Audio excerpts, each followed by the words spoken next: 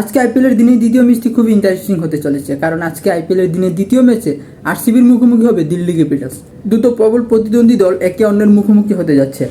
এটা তাদের দ্বিতীয়বার মুখোমুখি হয়। এর আগে তারা প্রথমবার মুখোমুখি হয়েছিল, যেখানে দিল্লি ক্যাপিটালস জয়লাভ করেছিল খুব দাপটের সাথে এবং আরসিবিকে হারতে হয়েছিল করুণভাবে। ওই ম্যাচে প্রথমে ব্যাটিং করেছিল আরসিবি, কিন্তু পরে আর দিল্লি ক্যাপিটালস চেস করতে এসে বিশেষ করে লোকেশ রাহুলের অসাধারণ পারফরমেন্সের কারণে ওই ম্যাচটাতে দিল্লি ক্যাপিটালস খুব দাপটের সাথে জয়লাভ করে। এই মুহূর্তে দিল্লি ক্যাপিটালসের অবস্থান পয়েন্ট টেবিলে 2 নম্বরে, আর অপরদিকে আরসিবির অবস্থান 3 নম্বরে। কিন্তু নেট রানের কথা বলি বা পয়েন্টের কথা বলি, সব দিক থেকেই কিন্তু দিল্লি ক্যাপিটালস এগিয়ে আছে আরসিবি থেকে অনেক বেশি। সেই দিক থেকে অবশ্যই বলা যায় দিল্লি ক্যাপিটালসের জয়লাভ করার যে চান্সটা সেটা অনেক বেশি থাকবে। তবে সবচেয়ে ইন্টারেস্টিং বিষয় হচ্ছে এই ম্যাচে, যেখানে এর আগে প্রথমবার যখন তারা মুখোমুখি হয়েছিল তখন কিন্তু লোকেশ রাহুলের ব্যাট থেকে রান এসেছিল, বিরাট কোহলির ব্যাট থেকে রান আসে নাই। আজকের ম্যাচে দেখার বিষয় কার ব্যাট থেকে রান আসে এবং কোন দল দিন শেষে জয়লাভ করে। যদিও দুটো দলের সক্ষমতা আছে জয়লাভ করার একে অন্যের বিপক্ষে, কিন্তু এই মুহূর্তে দিল্লি ক্যাপিটালসই এগিয়ে থাকবে রিসেন্ট পারফরমেন্স বিবেচনায়।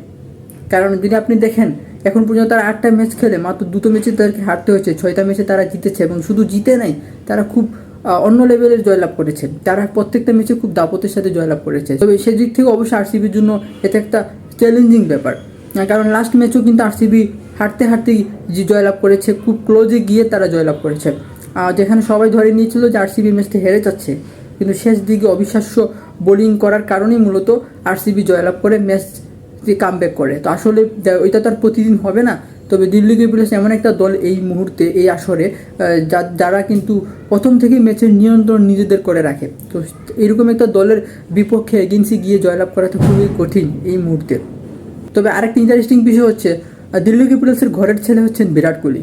তার জন্মস্থান হচ্ছে দিল্লি সিটিতে, কিন্তু এখনও পর্যন্ত তিনি দিল্লি ক্যাপিটালসের জার্সিতে আইপিএলে কোনো আসরে খেলেন নাই। অর্থাৎ একটানা তিনি আরসিবির হয়ে খেলেছেন, আরসিবির জার্সিতে তিনি খেলেছেন।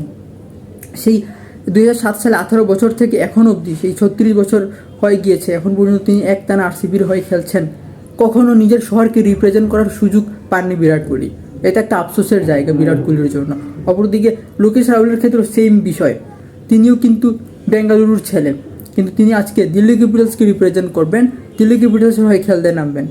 একটা অদ্ভুত বিষয়, একটা ইন্টারেস্টিং বিষয় যে দুজন পপুলার ক্রিকেটার যারা নিজের সিটিকে রিপ্রেজেন্ট করতে পারছেন না, একজন আরেকজনের সিটিকে রিপ্রেজেন্ট করছেন। তবে দেখার বিষয় হচ্ছে আজকের ম্যাচে কে জিতে। তবে আজকের ম্যাচে যদি আরসিবি জয়লাভ করে তাহলে নিশ্চিত তারা প্লে অফ কোয়ালিফাই করে ফেলবে। প্লে অফের জন্য তারা এক ধাপ শুধু এগিয়ে যাবে না, সেই সাথে তাদের প্লে অফের খেলার যে রাস্তাটা সেটা অনেক বেশি সহজ হয়ে যাবে। আজকের ম্যাচে জয়ের পর তারা যদি আর বাকি একটা থেকে 2টা ম্যাচ জয়লাভ করে লাস্ট 3 থেকে 4টা ম্যাচের মধ্যে, তাহলে তারা কনফার্ম আইপিএল খেলবে। আর দিল্লি ক্যাপিটালস ইতিমধ্যে প্লে অফ নিশ্চিত করে ফেলেছে। আজকে যদি তারা হেরেও যায় সেক্ষেত্রেও কিন্তু বেশি একটা ইম্প্যাক্ট ফেলবে না তাদের প্লে অফ খেলা নিয়ে, বা অনিশ্চয়তায় তারা পড়বে না।